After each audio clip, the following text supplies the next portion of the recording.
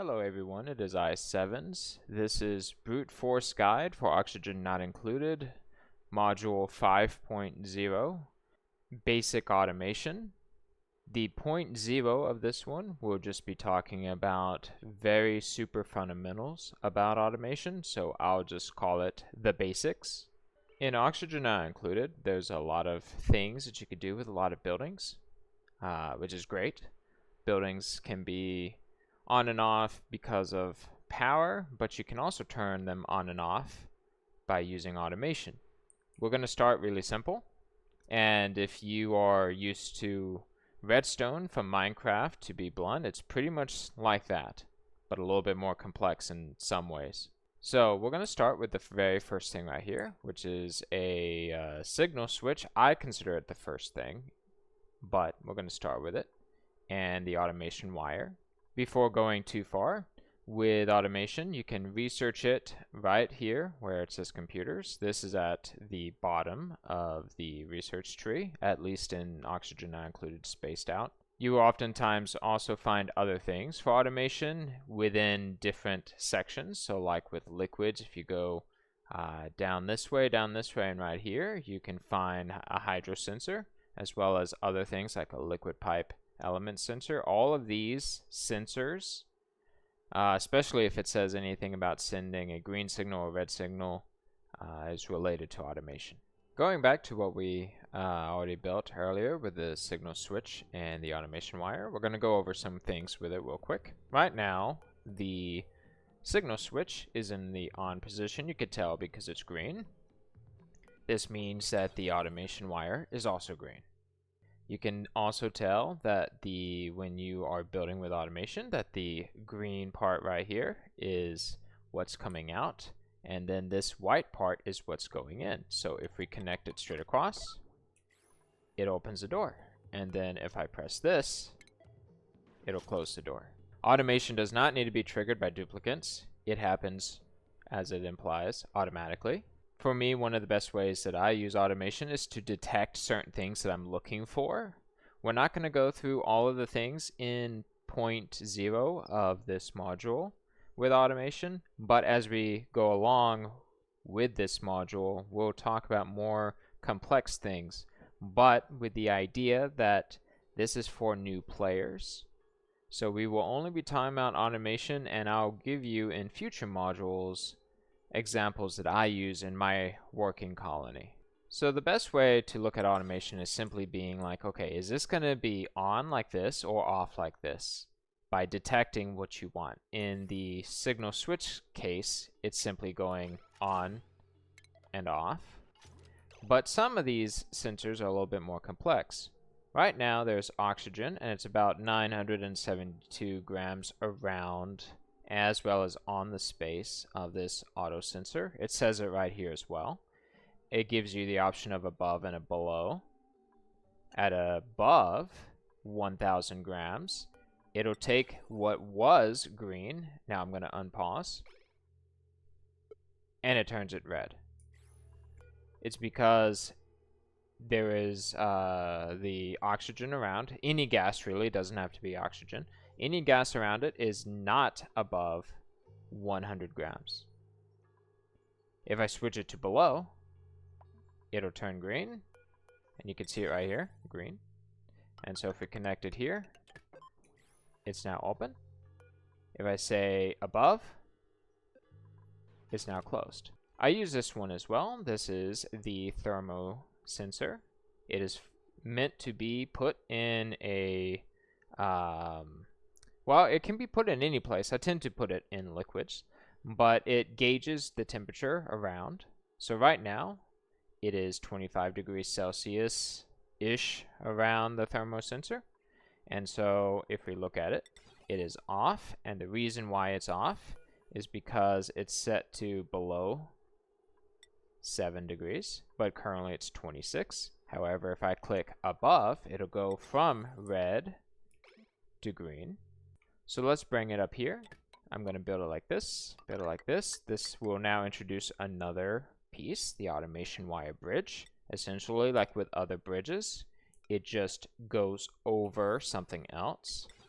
And then when I connect it like this, it's now green, and if I unpause, that'll open. This is good for controlling things that might get too hot, or regulating temperature to a certain extent. Another one that I like to use is the hydro sensor.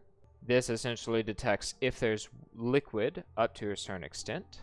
Right now there is no liquid, so obviously it'll be at 0 kilograms, regardless of what I change it to. Currently it is off because above 500 it's at 0, doesn't work, but if I go below, it does turn it on because it does detect that even though it's in no liquid, it is 0 kilograms.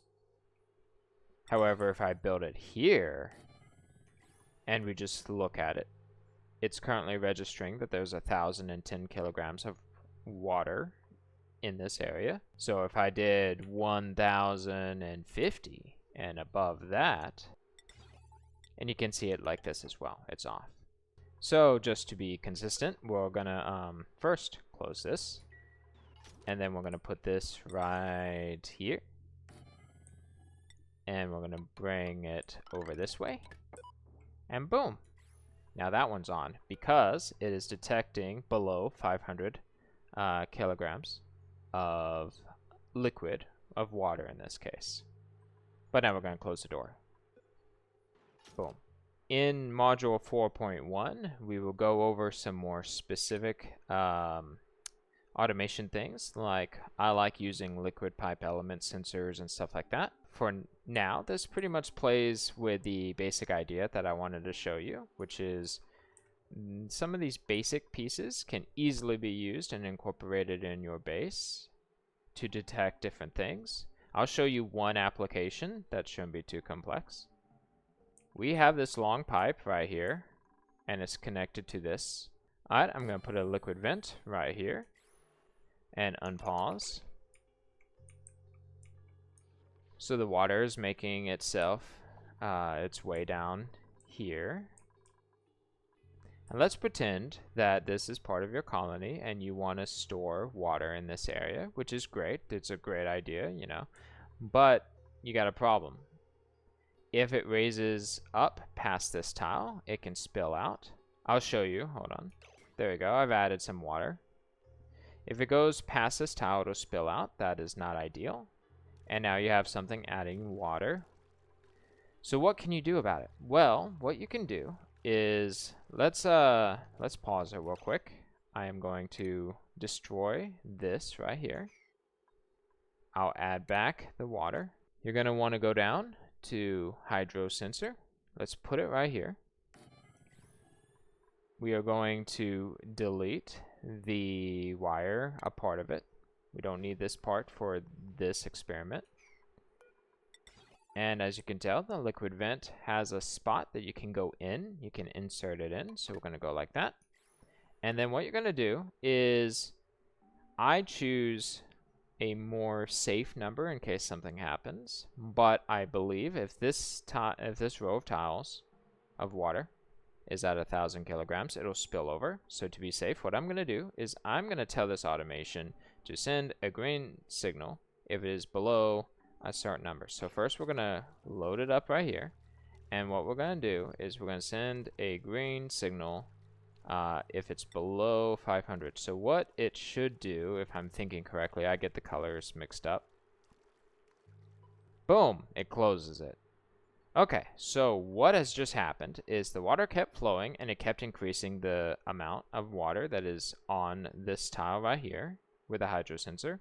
And once it went past 500, it stopped doing the, it went from being green, opening the vent, allowing for more water to stopping it. So although it does back up your pipes, and that could be problematic for other reasons, depending on how you set everything else up, closing this liquid vent can prevent this area from going over with too much water.